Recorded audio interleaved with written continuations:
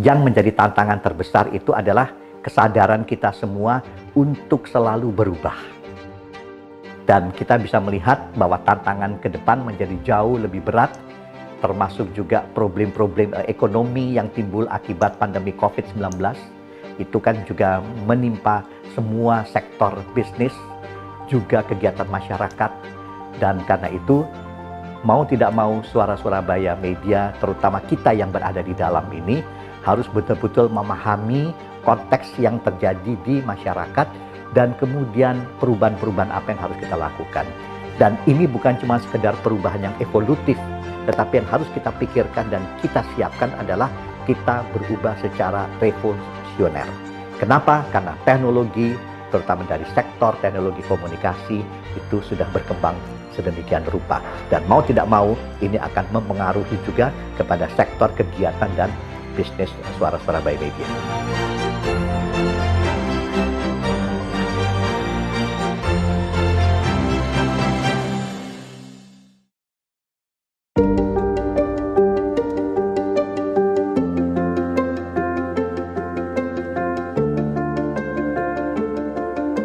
Pindah kantor meskipun jujur ngoyo gitu kan, pada situasi sulit, hampir bangunan ini tidak jadi.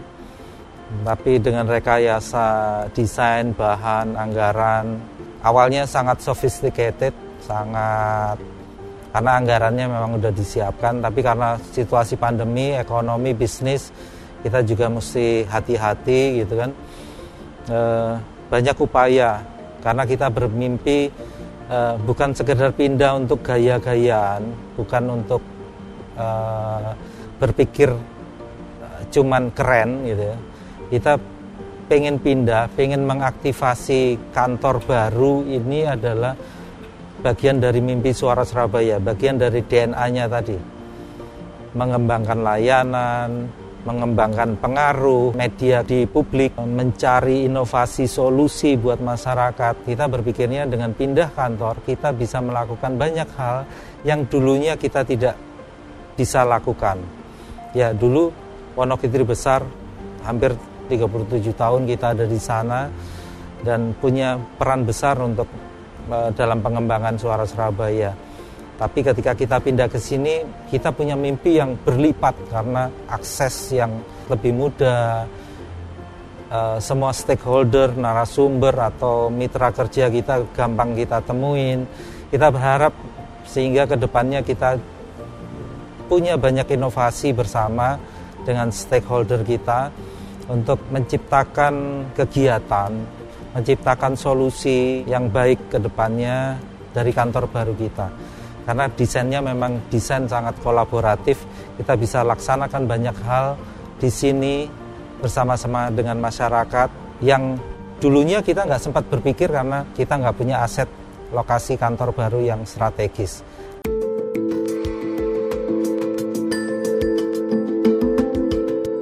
Ya, 1 tahun terakhir adalah situasi yang nggak ada habisnya kalau kita melihat dalam konteks kesulitan ya.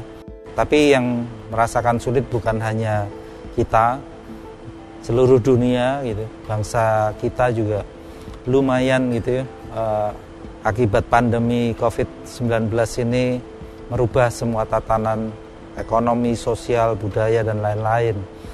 Ada catatan juga barusan kita kehilangan sosok Mas Herol.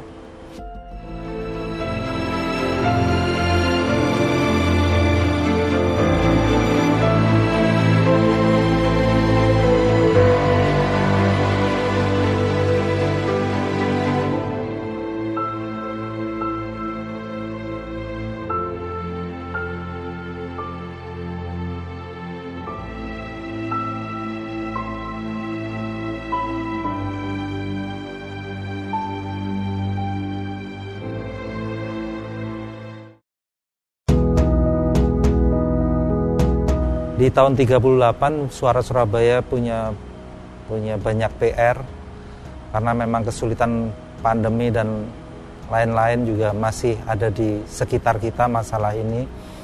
Suara Surabaya punya PR besar untuk mengelaborasikan seluruh potensi network maupun pikiran kemampuan, kita arahkan untuk bagaimana Suara Surabaya punya peran lebih untuk membantu masyarakat menyelesaikan masalah yang terjadi di sekitar kita.